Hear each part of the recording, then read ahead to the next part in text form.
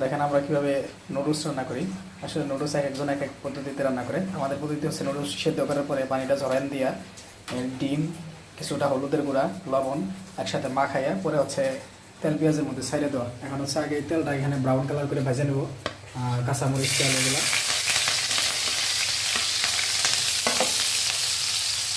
একেবারে ভেজলাম। আস্তে আস্তে নাড়া দিতে থাকেন।